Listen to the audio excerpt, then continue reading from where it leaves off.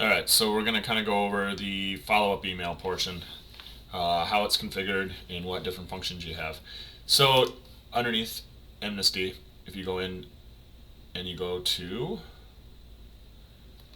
follow-up, you will see rules, email queue, so you'll be able to see what's queued and whether or not when it's going to go out. The history, any type of blacklisting. What can happen is if someone keeps signing up and adding cart stuff, you can block people if it's a bot or anything. Configuration, which you probably won't go into, and then there is a user guide in case you need to reference. So we're going to go into rules. That's where you're going to be setting up rules for different follow-ups. So in the rules, you can see how an event is started.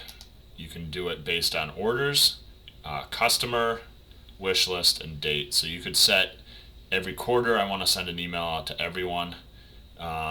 Wish list, which I don't believe you guys get a lot of people adding to the wish list, so we'll probably skip over that.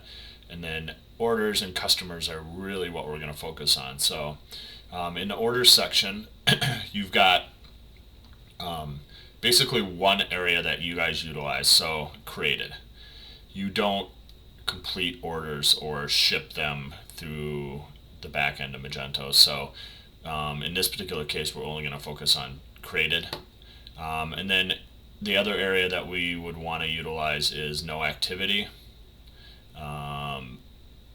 So like if someone doesn't log in for, let's say, 60 days, and then maybe 120 days, and then a year, you could send out emails.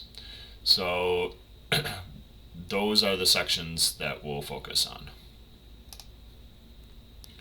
So what we're going to create on this one is the first follow-up for an order.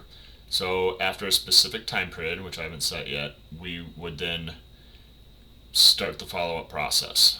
And you have different canceling events. So if the person logs in, you could say cancel that. Or you could say if a new order is created, which is what I'm going to put in this, then the individual will cancel that this follow-up will cancel, and then obviously if a new order is created, then the next follow-up would be created. So if they're a daily purchaser, they'll never get a follow-up on an email that they or on a order that is older. They will only get followed up on the last order, and that's because you don't want them getting 30 orders or 30 emails 30 days if they get an order every day. So moving down this list on the tabs, you'll see stores and customer groups. You don't need to highlight any of these. We want it to be sent out to all your customer groups. Sender details, we'll want to put in the Medicus email that we use on the account. I will have my name in the copy so I know it's working. We can add different Google Analytics within here. We'll probably leave those empty. And then scheduling. Scheduling is what we're looking for this in particular. So after an order is created, we can do multiple different things, but in this particular case we're going to do it based on days. So we're going to say after 15 days we're going to send the first email, and then we can add another record, and we're going to then say if they haven't purchased another time, then we're going to do 45 days, let's say, and then after that we can do 120 days.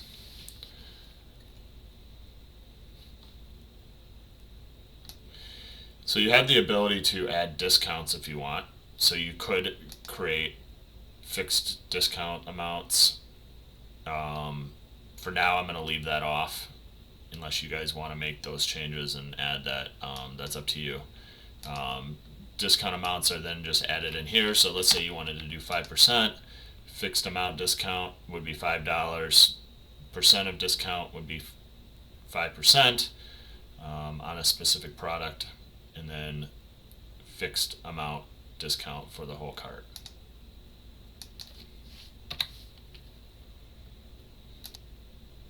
One other area, but